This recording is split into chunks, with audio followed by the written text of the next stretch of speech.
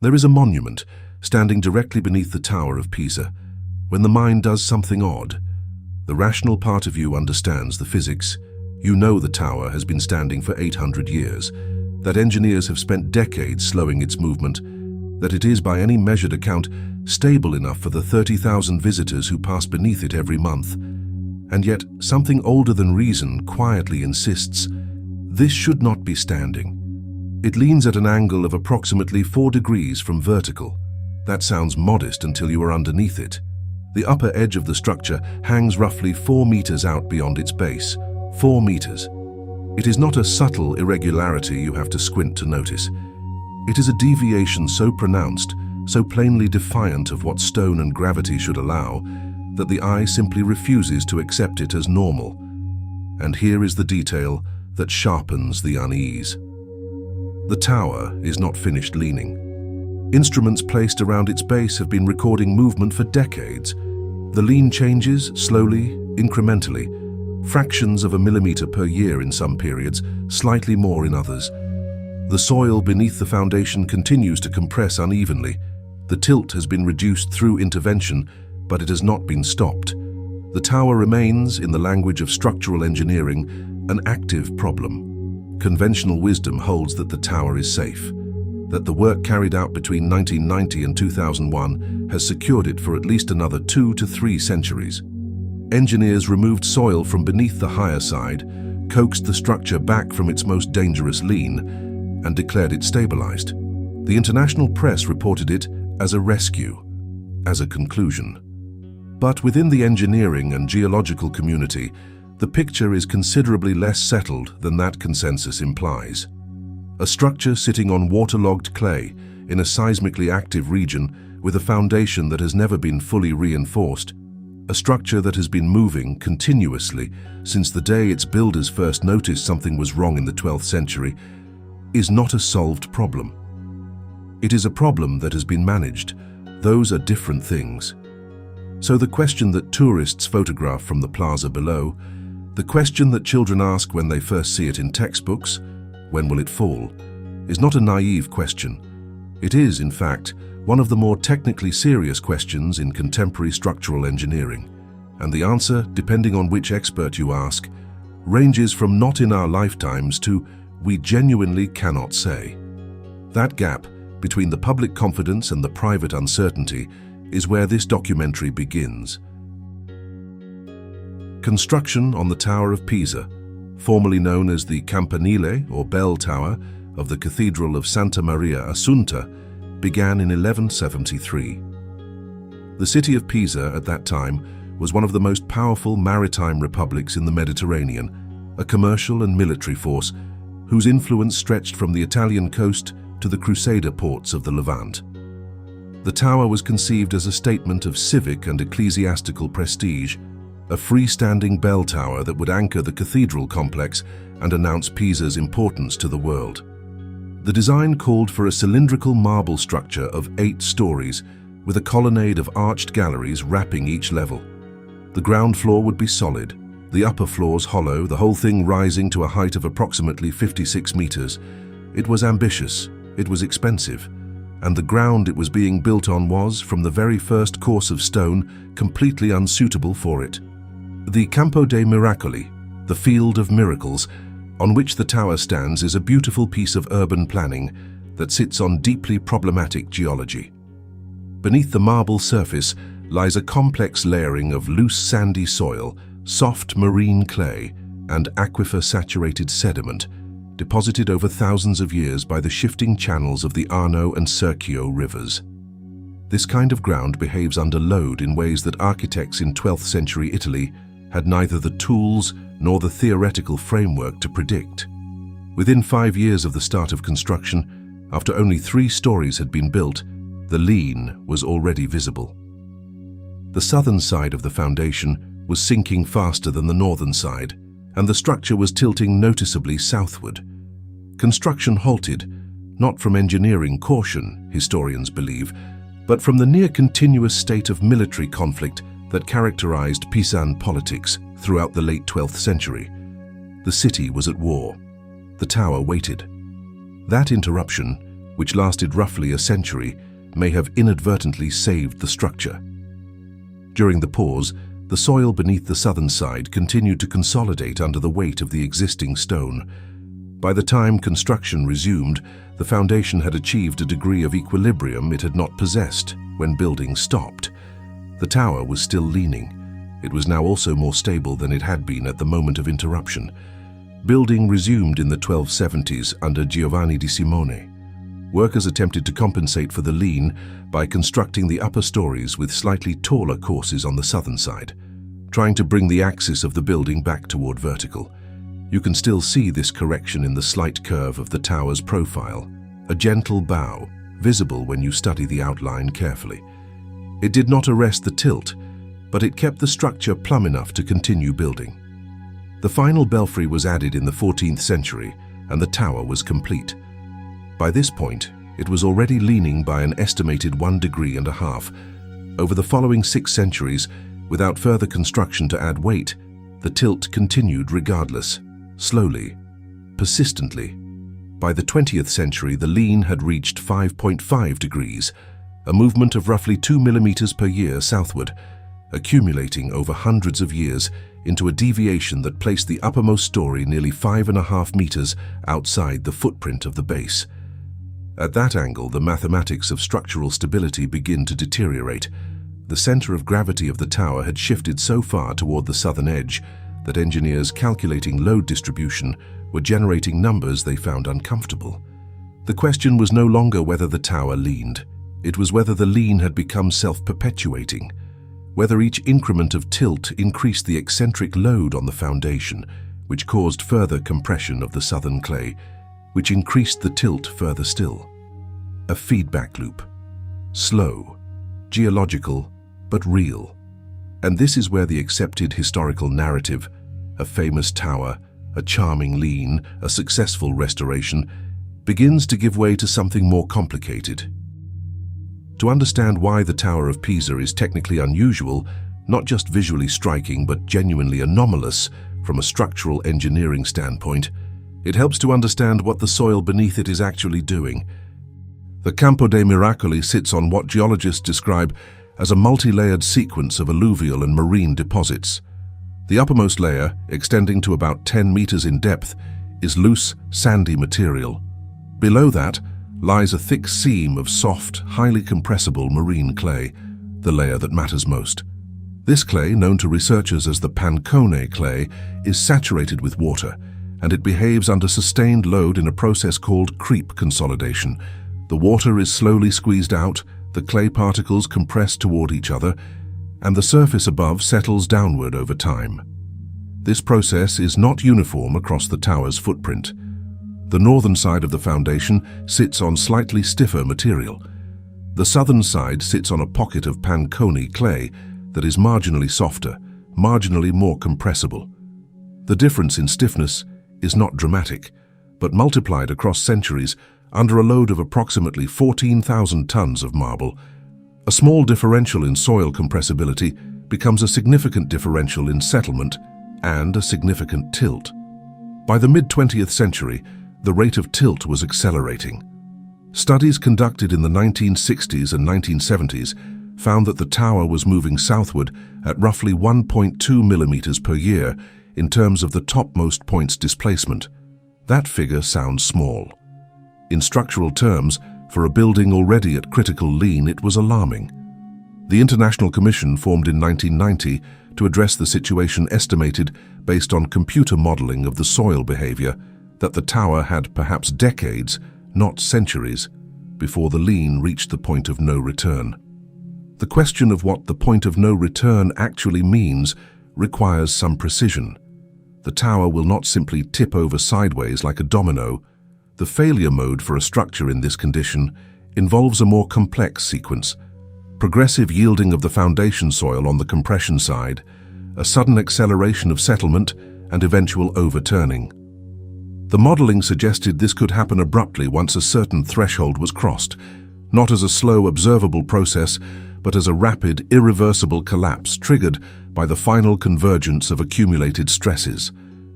In 1989, the Civic Tower of Pavia, a medieval campanile in northern Italy, roughly comparable in age and construction to the Tower of Pisa, collapsed without warning after standing for over 1,000 years. No cracks, no visible deterioration, no preliminary movement that observers detected. It simply fell, killing 4 people and injuring 15 others. The mechanism was later identified as a long-term process of material fatigue in the lower masonry, invisible on the surface and undetected until the moment of failure. That collapse, coming 1 year before the Pisa Commission was formally convened, sharpened the urgency of the discussions considerably. The stabilisation work undertaken between 1993 and 2001 was led by a multinational team of engineers, geologists, and structural specialists under the direction of Professor John Burland of Imperial College London. The approach they settled on, after rejecting several more aggressive proposals, was soil extraction from beneath the northern foundation. By drilling inclined boreholes and removing controlled quantities of soil from the north side, the team induced a small but measurable northward rotation of the tower, reducing the lean from approximately 5.5 degrees to just under 4 degrees. The technical achievement was genuine. The lean was reduced by about 44 centimeters at the top, roughly half a meter of correction in a structure that had been moving in one direction for 8 centuries. The work was hailed as a masterpiece of geotechnical engineering, and the Commission formally declared the tower stabilized and safe for visitors. Monitoring equipment, a network of sensors embedded in the foundation and the surrounding ground, was left in place to track continued movement. Here is what the sensors have since recorded. The tower has not stopped moving. In the years following the intervention, the lean reduced slightly further as the soil continued to respond to the extraction. But the longer-term trend has been a resumption of slow southward movement, not at the pre-intervention rate, but measurable, consistent, and in the same direction as before. The clay beneath the southern foundation is still compressing. The aquifer levels in the region fluctuate seasonally, and each fluctuation produces small changes in the soil's bearing capacity. Seismic microactivity in the region, too small to feel but detectable, produces vibrations that accelerate clay consolidation. The engineers who carried out the stabilization work have been transparent about this. John Burland and his colleagues have stated clearly in published literature that the intervention was not a permanent solution. It was a reduction of risk and a buying of time. The question of how much time and what happens when that time runs out remains genuinely open. What we know is this: a 14,000-ton marble tower is sitting on soft clay that is still moving. The clay cannot be replaced. The foundation cannot be fully reinforced without destroying the monument. And the monitoring equipment, however sophisticated, is measuring the progress of a geological process that operates on timescales beyond any single engineering program. If that raises a question for you about how confident we should be in the declared stability of the tower, stay with us, because the picture becomes considerably more complicated when you look at what the scientific community has been quietly debating for the past 2 decades. The official position that the tower is stable and safe for the foreseeable future is not incorrect exactly, but it coexists with a secondary body of scientific literature that is considerably less settled in its conclusions and that receives considerably less coverage in the popular retelling of the tower's story. The 2 to 3 century safety estimate that is frequently cited in press coverage of the stabilization project is based on computer modeling of the soil's long-term behavior. That modeling makes assumptions about the rate of clay consolidation, about regional groundwater levels, about seismic activity that are informed by past data but cannot fully account for changing conditions. Climate change, for instance, is already altering groundwater regimes across the Po Plain and the Arno Basin. The aquifer beneath Pisa has been studied extensively, but the long-term trajectory of groundwater levels under changing precipitation patterns introduces a variable that the original models did not incorporate. Several geotechnical researchers have published work questioning whether the safety window is as generous as the official estimate suggests.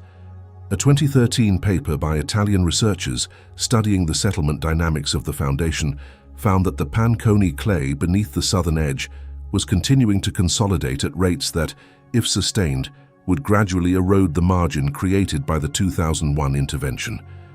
The paper stopped short of predicting imminent failure. It did not stop short of recommending that the monitoring be expanded and the safety assessment be revisited. There is also a disagreement within the structural engineering community about the lower masonry. The Tower of Pisa, like the civic Tower of Pavia, is built from a type of construction that uses a marble cladding over an inner rubble and mortar core. The exterior marble is what tourists see. The inner core is what actually carries the load. Studies of the inner masonry's condition have produced varying assessments, with some researchers expressing concern about areas of the lower courses where the eccentric loading from the tilt has created stress concentrations not uniformly distributed through the core.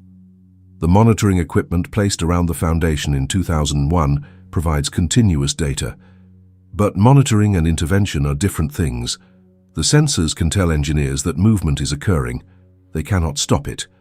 And the range of possible responses to resumed movement, further soil extraction, injection of stabilizing compounds into the foundation, installation of underground structural anchors, each carries its own risks of unintended consequences in a building that cannot be temporarily evacuated, disassembled, or rebuilt.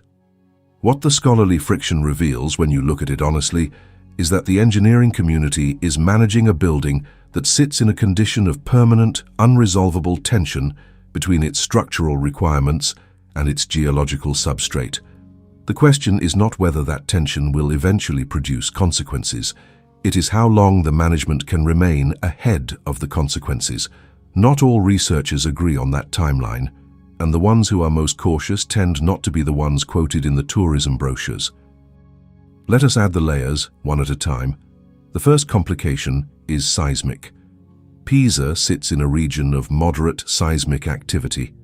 The Apennine mountain chain running along the spine of the Italian peninsula, roughly 60 kilometers to the east, is tectonically active, and its movements produce regular low to moderate earthquakes across the surrounding plains. None of the historical earthquakes recorded in the region has caused visible damage to the Tower of Pisa. This is, in one sense, reassuring. In another sense, it is simply a statement about what has happened so far, not a guarantee about what will happen next. Seismic loading on a leaning structure is not equivalent to seismic loading on a vertical one. When the ground moves horizontally, the eccentric mass of a tilted tower generates a moment, a rotational force, that does not exist for a structure standing plumb. Computer simulations of earthquake scenarios applied to the Tower of Pisa have suggested that an event in the moderate range, a magnitude 5 earthquake at relatively close range, could produce stress concentrations in the lower masonry sufficient to initiate progressive failure. The probability of such an event in any given century is not negligible. This complicates the picture in a specific way. The tower's safety assessment is based on its current static condition. The lean as measured, the soil as monitored, the masonry as surveyed. It is not based on a dynamic worst-case scenario. The 2 to 3 century estimate assumes implicitly that nothing unusual happens. It does not account for the tail of the probability distribution, the lower likelihood, higher consequence events that structural engineers refer to as tail risk. The second complication involves water. The city of Pisa has been managing groundwater extraction from the broader alluvial plain for decades. Industrial and agricultural use of the aquifer, combined with the seasonal drainage systems that keep the low-lying urban areas from flooding, has altered groundwater levels in ways that interact with the clay beneath the tower's foundation.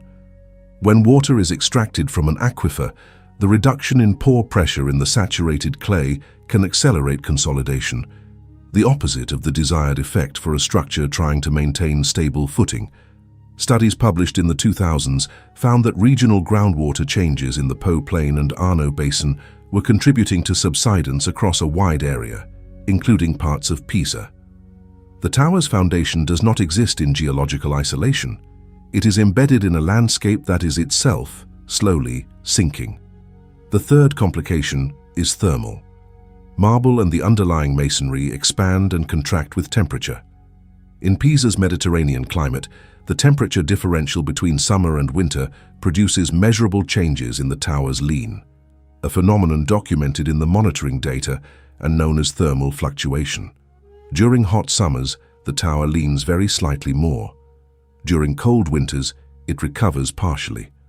Over decades, researchers have asked whether these thermal cycles are contributing to microfracturing in the lower masonry, tiny stress events, individually insignificant, cumulatively meaningful. The evidence is not conclusive. The question has not been put to rest. The fourth complication is the one that tends to receive the least attention. The foundation itself has never been directly reinforced. The approach taken in the 1990s, stabilisation, soil extraction, was chosen precisely because it avoided disturbing the existing foundation structure. That decision was correct at the time. The foundation masonry is fragile, its full extent is not perfectly mapped, and any direct intervention risked triggering the collapse it was meant to prevent. But it means that what the tower is sitting on has not been fundamentally changed. The same shallow, unreinforced ring foundation that 12th century builders laid on soft clay remains the only thing between 14,000 tons of marble and the Panconi clay below. And the fifth complication is the one that pulls all the others into focus. The tower is a UNESCO World Heritage Site visited by millions of people annually, generating revenue estimated at over 100 million euros per year for the local economy. It is one of the most famous buildings in the world. The social, political, and economic pressures surrounding any intervention, any additional stabilization work, any further closure of the site, any public acknowledgement of renewed risk, are immense. These pressures do not determine the engineering decisions, but they shape the environment in which those decisions are made and communicated. When the Stabilization Committee concluded its work in 2001, the tower reopened to visitors after 11 years of closure. 14 months after reopening, a study published in the journal Engineering Geology noted that resumed visitor access was adding a small but measurable cyclic load to the structure, the vibration of thousands of feet ascending and descending the tower's internal staircase each day, transmitted through the masonry and into the foundation. The effect was described as minor. It was noted, it was not, as far as the public record shows, acted upon. Each of these 5 complications is, individually, within the range of manageable risk. Taken together, they form a picture of a structure operating without a safety margin that is as generous as the headline figure suggests. The Tower of Pisa is not unique in its condition, it is unique in its fame. And the contrast between those two facts reveals something important about how we think about structural risk. Across Europe and the wider world, there are hundreds of historic structures exhibiting measurable ongoing movement. The medieval towers of Bologna, over 20 surviving from an original population of perhaps 180, include the Garisenda Tower, which leans at over 3 degrees and has been the subject of emergency stabilization work in recent years. In 2023, Italian authorities closed the Garisenda and declared it at risk of collapse, describing its condition in language that echoed the assessments of the Tower of Pisa from the 1980s. Slow movement, accelerating deterioration, unresolved foundation risk. The Winchester Cathedral in England required emergency underpinning in the early 20th century after a diver named William Walker spent 5 years working in near-total darkness beneath the waterlogged foundations, replacing the rotted timber beams that had been the building's only foundation for centuries. Without that intervention, which was accidental in its discovery and heroic in its execution, one of the great buildings of medieval England would have collapsed.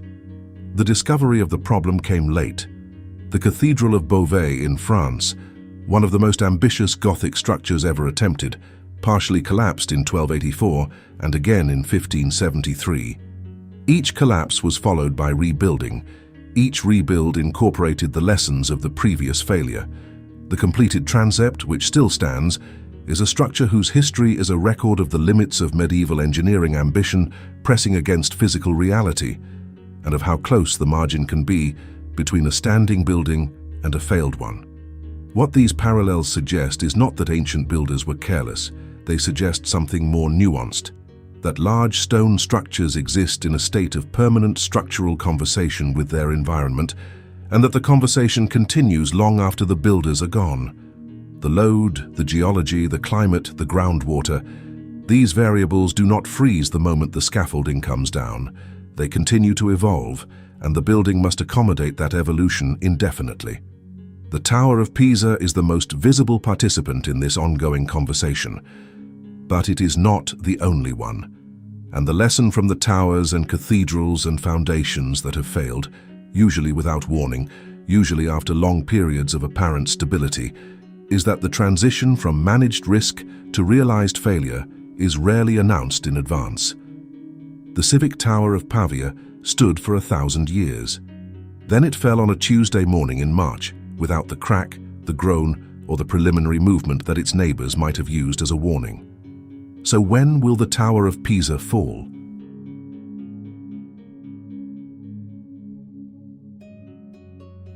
The engineering community's best current answer is not soon under normal conditions, absent unexpected events. The monitoring data shows the lean is not accelerating at present. The structural surveys have not identified imminent failure zones in the masonry. The soil extraction work reduced the eccentric loading on the southern foundation. Under the assumptions built into the stabilisation team's models, the tower has meaningful structural life ahead of it. But there are things that current understanding cannot fully measure.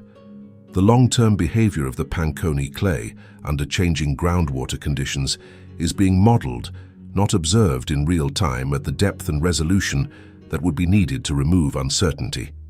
The condition of the rubble and mortar inner core of the lower masonry is known from surface surveys and some coring, but not fully characterized at every critical load-bearing section. The seismic risk is expressed as a probability, which means it is a statement about what we expect on average, not a guarantee about any particular event. What geotechnical and structural engineers are doing, in the most precise description, is managing an uncertain system with imperfect information in real time. They are good at it. The discipline of structural monitoring has advanced considerably since the 1990s intervention. The sensors around the foundation are more sensitive than anything available a generation ago. The computational models are more sophisticated. The institutional knowledge accumulated through the stabilisation project is real and valuable. And yet, the question of what we can know versus what we can only estimate has a boundary. That boundary exists in the gap between what the instruments measure, surface movement, displacement, tilt, and what is actually happening in the clay and the core masonry at depth over geological timescales, in response to conditions that are themselves changing. The instruments measure proxies for the underlying reality. They are not a window directly into it. Several researchers involved in the tower's monitoring have said, in published work and in professional conversations documented in the engineering literature, that they believe further intervention will be necessary within the next 50 to 100 years. Not because the current situation is critical, because the current situation is stable only in the short term, and short-term stability in a system like this is not the same as long-term equilibrium. The 2 to 3 century estimate, in other words, is not a prediction that the tower will stand undisturbed for that period. It is an estimate of how long the current management approach can be sustained before it must be updated. That is a meaningful but significantly different thing.